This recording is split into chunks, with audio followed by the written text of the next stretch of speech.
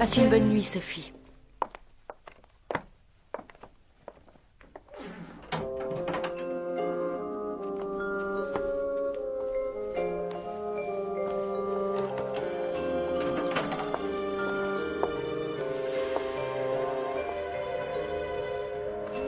Dors bien, ma toute petite.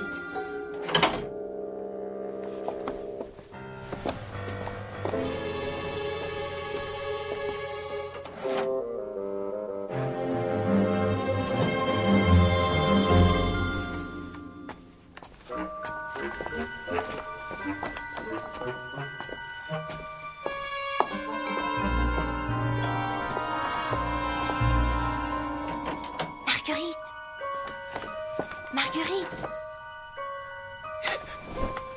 Chut. Écoute-moi, Marguerite. Non. Tu sais très bien que maman n'aime pas qu'on se promène la nuit. Bon. Alors tu ne sauras pas la très importante nouvelle que j'étais venue t'annoncer. Qu'est-ce que c'est? Non, non. Maman n'aime pas qu'on se promène la nuit. Sophie, s'il te plaît. Alors promets-moi de ne rien répéter à personne. Pas même à Camille et Madeleine? À personne. Ou je ne dis rien. Non, non, c'est promis. Bien. Cet après-midi, Madame de Fleurville m'a demandé d'aller chercher des légumes au jardin. Et c'est pour ça que tu me réveilles. Attends, ces légumes étaient destinés à Françoise Lecomte et à sa fille Marie. Madame de Fleurville est généreuse, mais Françoise Lecomte n'est pas la plus malheureuse par ici. Tenez, la mère Toutain, qui n'a pas tous les jours seulement un morceau de pain à se mettre sous la dent. La pauvre. Et elle habite par ici? Elle reste dans une maisonnette à l'entrée du village en sortant de la forêt. Elle travaille le plus qu'elle peut, mesdames. 82 ans. Il lui manque jusqu'au fil pour ravauder ses pauvres habits. Est-ce loin? Une demi-heure de marche au plus. Sûr qu'un morceau de pain et un peu de lard lui feront bien du profit. Tu vois, Marguerite, l'autre jour chez les Lecomte, c'est Madame de Rosebourg qui a été généreuse. Nous, les enfants, nous n'avons pas servi à grand-chose. Et alors? Rien. Crois-tu que c'est en ne faisant jamais rien que nous deviendrons généreuses comme Madame de Fleurville et ta maman? Ben, non. J'ai décidé d'aller demain porter des choses indispensables à cette mère Toutain. Tu viendras avec moi? Bien sûr, si maman le permet. Emmenons avec nous Camille, Madeleine et Elisa. Marguerite, tu as promis. Nous sommes bien assez grandes pour y aller seules sans nous faire aider de personne. Mais pourquoi ne pas... Chut. Tu ne dors pas, Marguerite? Tu parles toute seule? Non, si maman. Juste un mauvais rêve. Dors tranquille. Les cauchemars n'embêtent pas les petites filles sages. Bien sûr, maman. Bon, Sophie, tu t'en vas maintenant. Tu viendras avec moi chez la mère Toutain? Ça suffit maintenant. Tu m'as obligée à faire des cachotteries à maman. Va-t'en! Tu as promis? Attention, ou les cauchemars viendront te tirer par les pieds. À demain.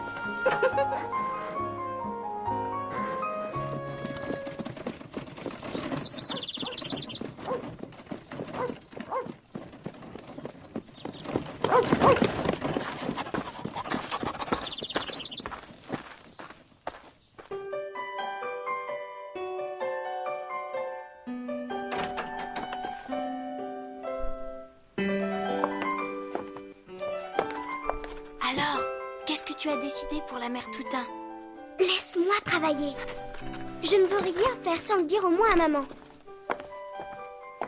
Alors tout le monde le saura. Et alors? Pourquoi le cacher? Parce que j'ai entendu l'autre jour ta maman dire qu'il ne fallait pas se vanter des services qu'on rend et qu'il fallait se cacher pour ne pas recevoir de compliments. Maman a dit ça? Parfaitement, mademoiselle. Comme 2 et 2 font 4. Bien, Sophie. Et 4 et 4 font 8, pas vrai? Quand vous aurez terminé vos devoirs de calcul, vous viendrez coudre avec nous? Ah oui! Elisa nous a préparé des mouchoirs à ourler. C'est pour offrir demain à Madame Lecomte et à Marie. C'est fini, nous pouvons venir.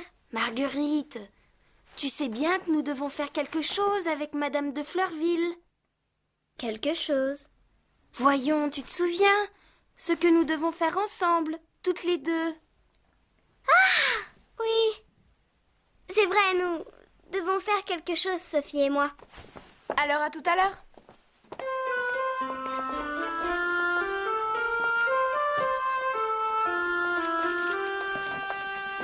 Sophie, Marguerite, je cherche quelques livres à prêter à la petite Marie Lecomte. Pouvez-vous m'aider à faire mon choix? C'est que Camille et Madeleine nous attendent, madame, pour ourler des mouchoirs.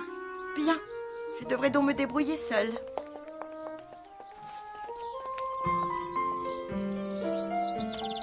Alors, tu viens, oui ou non? Nous sommes trop petites pour aller toutes seules dans la forêt. J'allais bien plus loin sans mes parents quand j'avais 5 ans. Tu es une peureuse, tout simplement. Moi? Peureuse? Tu as peur de te faire croquer par un loup? Certainement pas. Je sais bien qu'il n'y a pas de loup dans la forêt. Je n'ai pas peur du tout. Partons tout de suite si tu veux. Bravo. Tu es une grande fille, Marguerite.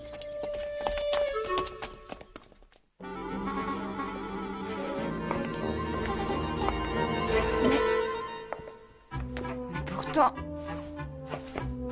Mais qu'est-ce qui... Joseph, c'est vous qui avez pris mon panier à couture? Certainement, Elisa. Comme je n'ai pas assez de mon travail, figurez-vous que je me relève la nuit pour faire votre couture. Ce panier ne s'est pourtant pas vidé ni envolé tout seul.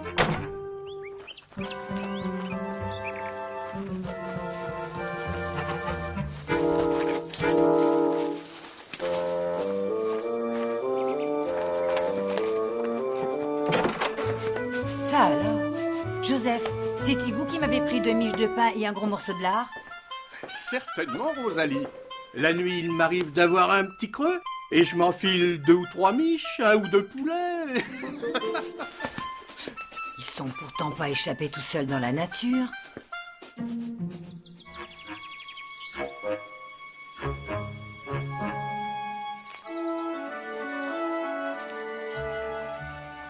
Jamais je n'aurais dû accepter de te suivre. Marguerite, tu ne te réjouis pas de voir le bonheur de cette pauvre vieille? Es-tu bien sûre du chemin, au moins? Certainement. Nous y serons dans 10 minutes, tout au plus. La mère Toutain sera si heureuse de nos provisions. Elle ne voit sûrement pas du pain blanc et du lard salé tous les jours, et aussi des aiguilles toutes neuves et du fil pour réparer ses habits.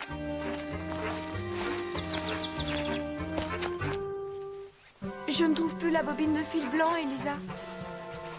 Curieux, je ne vois pas non plus ma grosse boîte d'aiguilles neuves. Marguerite n'est pas ici? Non, madame, elle travaille avec maman et Sophie.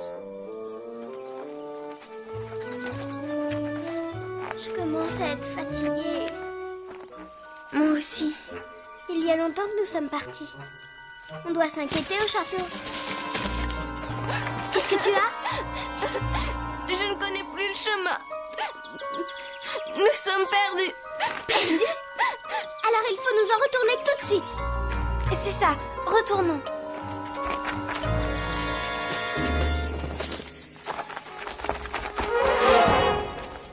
Marguerite et Sophie ne sont pas avec vous? Non, ma chère. Ne cousent-elles pas des mouchoirs avec Elisa? Du tout. Où ont-elles bien pu passer?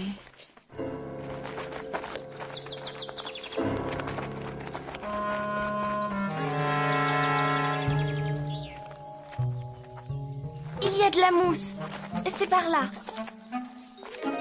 Il me semble qu'il n'y avait pas de mousse tout à l'heure. Si, il y en avait beaucoup.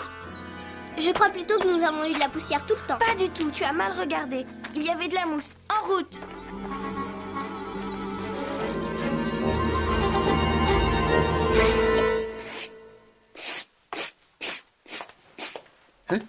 Rosalie, avez-vous vu Sophie et Marguerite? Ah non, mademoiselle Camille. Ah, ça alors tout disparaît dans cette maison. Du pain, du lard, un panier, et maintenant les petites demoiselles. Ah, je vous jure que je n'y suis pour rien. Ce n'est vraiment pas le moment de plaisanter. On ne les trouve nulle part.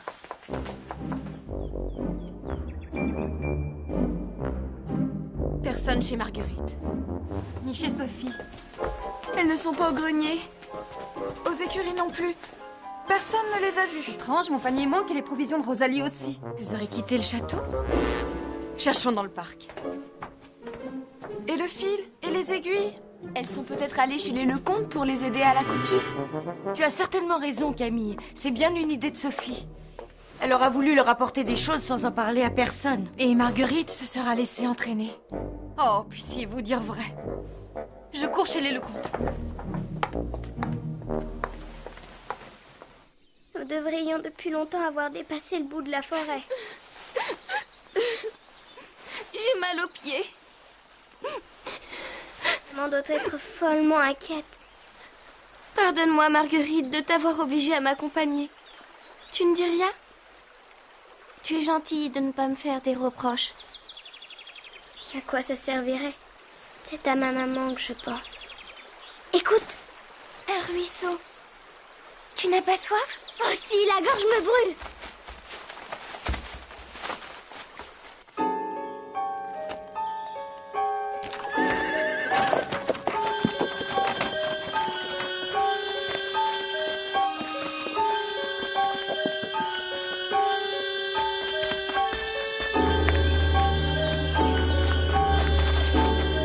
Non, elles ne sont pas ici.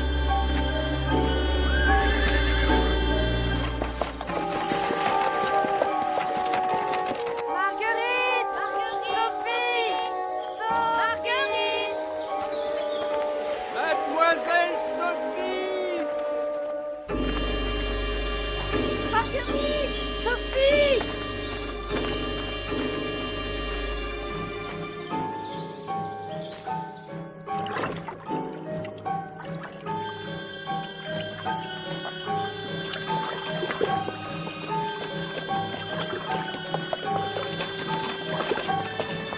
Alors, Martin? Rien, madame. Dieu merci. Personne ne les a vus au village, ni sur la route du moulin. J'ai poussé jusqu'à la ferme de Réan, rien non plus. Peut-être que ces petites demoiselles se sont égarées dans la forêt. Dans la forêt? Je ne vois pas pourquoi elles se seraient aventurées dans la forêt. Elles savent que l'endroit est dangereux, infesté de loups et de bêtes sauvages.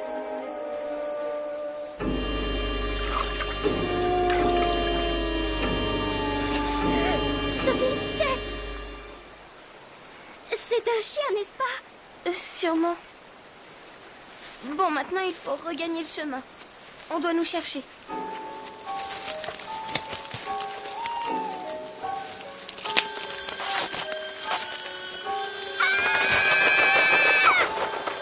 J'ai peur, Sophie. Un chemin mène toujours quelque part.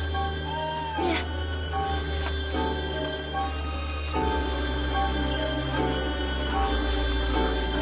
Tu entends? Il n'y a quand même pas des éléphants dans cette forêt. Ah, Sophie! Vite!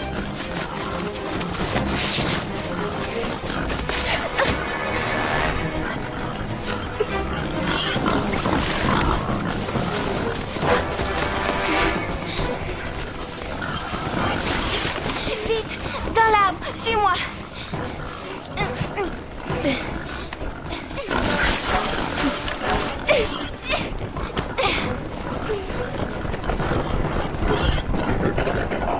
Des sangliers. Un peu plus, ils nous piétinaient. Ils ne peuvent pas grimper jusqu'ici. Hein, Sophie? Bien sûr que non, grosse bête. Attends, chut. Ne parle pas. Qu'est-ce que c'est? On dirait un cheval. Tu as raison. C'est un cavalier. Au secours! Au secours! À nous! Il est parti! Ne pleure pas, Marguerite. Ça veut dire qu'il y a une route tout près d'ici. Nous n'avons plus qu'à attendre le passage d'un autre voyageur et à appeler très fort. Sophie! Marguerite! Mademoiselle Marguerite! Sophie! Wouhou! Sophie! Mademoiselle Marguerite! Ce sont des loups? Mais non, bien sûr que non. Tu es sûre? Tu en as déjà vu des loups, Sophie? Oui, j'en ai vu un quand j'étais petite. Un jour, je ramassais des fraises des bois dans la forêt. Tu étais toute seule dans cette forêt-là? Non, je n'étais pas seule, mais je m'étais attardée. Je mangeais des fraises depuis un moment quand j'ai entendu un craquement. Oh là là!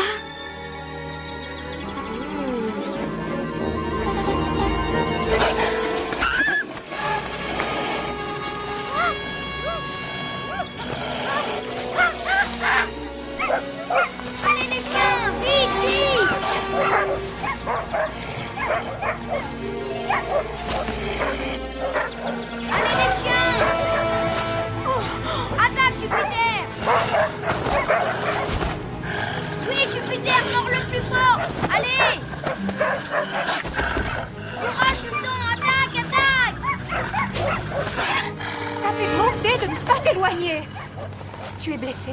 Tout va très bien, ma tante. Ce jour-là, j'ai failli provoquer une catastrophe. Pourquoi est-ce que je ne peux pas m'empêcher de faire des bêtises? Sophie, écoute, une charrette. Au secours! Au secours! Au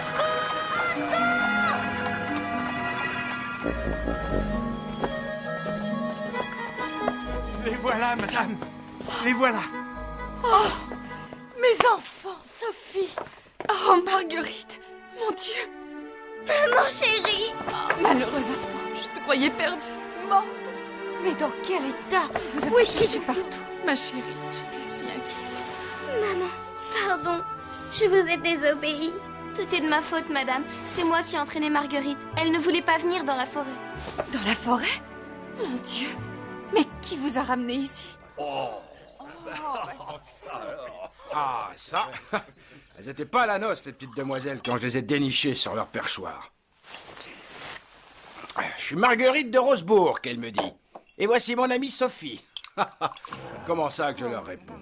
Madame de Rosebourg vous laisse aller si loin, toute seule? C'est que nous sommes partis sans rien dire qu'elles me font. Non, non, doucement, ma jolie. C'est que j'ai encore 2 lieues à faire pour m'en retourner chez nous. Attendez donc une minute que madame vous remercie. Oh, y a pas de quoi, allez. Il faut que je file. Votre femme va s'inquiéter. Hélas, la pauvre est morte, ça va faire 4 ans aux moissons. Et elle m'a laissé seule avec 3 fillettes à élever. Oh, le pauvre homme. Ah, sûr que ça n'a pas été toujours facile. Mais à présent, mon aîné s'occupe des 2 piottes. Qui êtes-vous et où demeurez-vous, mon brave? Mon Dieu! Et si cet homme ne vous avait pas trouvé? J'étais orgueilleuse. Je voulais montrer que nous pouvions aider quelqu'un toute seule. Nous avons été bien punis. Je te pardonne, Sophie, mais j'ai cru mourir d'angoisse. Sophie! Marguerite! Que vous est-il arrivé? Où avez-vous été? Nous nous sommes perdus dans la forêt. Dans la forêt? Comment avez-vous eu le courage d'y aller toute seule? Nous voulions voir la pauvre mère Toutain pour lui apporter quelques provisions. Mais pourquoi ne pas nous avoir prévenus? Nous y aurions été toutes ensemble. Je suis sûre que vous n'avez même pas dîné. Nous avons bu à l'eau d'un ruisseau. Pauvre petite. Comment se nomme ce brave homme qui nous les a retrouvés? Urel, madame. Un garçon bien méritant. Il est boucher à Aube, à 2 lieues d'ici. Il a dû rentrer chez lui, pensez, il élève seul 3 fillettes depuis que sa femme est morte. Eh bien, Elisa, puisque cet excellent homme a dû partir, nous lui rendrons demain une visite de remerciement. Est-ce que nous vous accompagnerons, madame? Certainement, Sophie. C'est toi et Marguerite qui l'a secouru. Il est indispensable que vous veniez. J'ai peur de le revoir. Il va se moquer de nous. Il avait l'air de trouver ridicule notre course dans la forêt. Ce serait une façon bien douce de corriger ton orgueil, Sophie. Moi, je crois qu'il ne se moquera pas. Il a l'air si bon.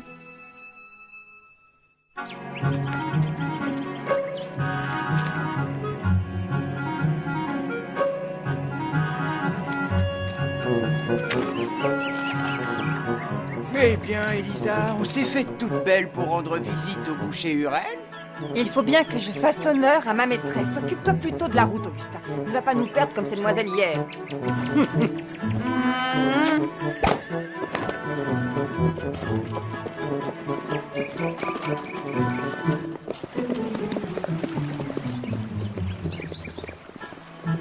Sophie t'a fait une belle peur, ma pauvre. Oh, madame, ce n'est pas seulement de sa faute. J'ai désobéi, moi aussi, en la suivant.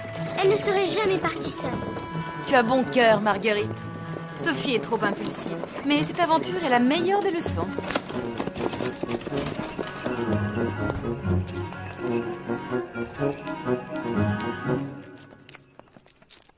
Bonjour, mesdames. Que puis-je pour votre service? Monsieur Urel, nous sommes ici pour payer nos dettes.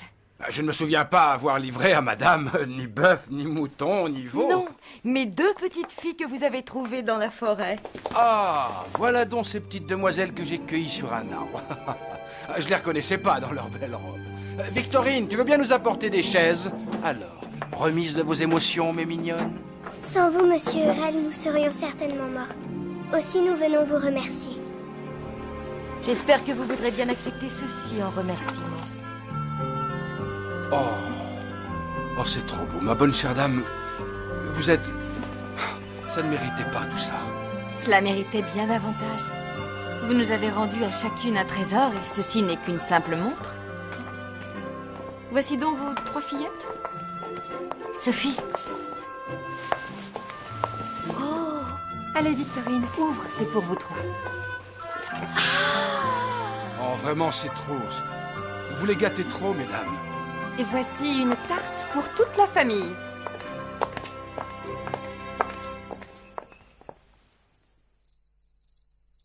Pardon, madame. Je vous donne trop de soucis. tu as bon cœur, Sophie. Mais ça ne suffit pas.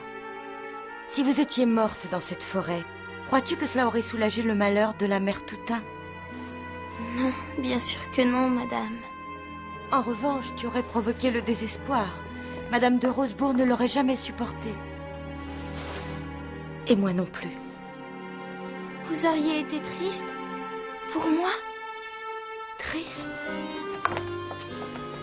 Tu n'as donc pas compris, Sophie, que je tenais à toi autant qu'à mes propres filles.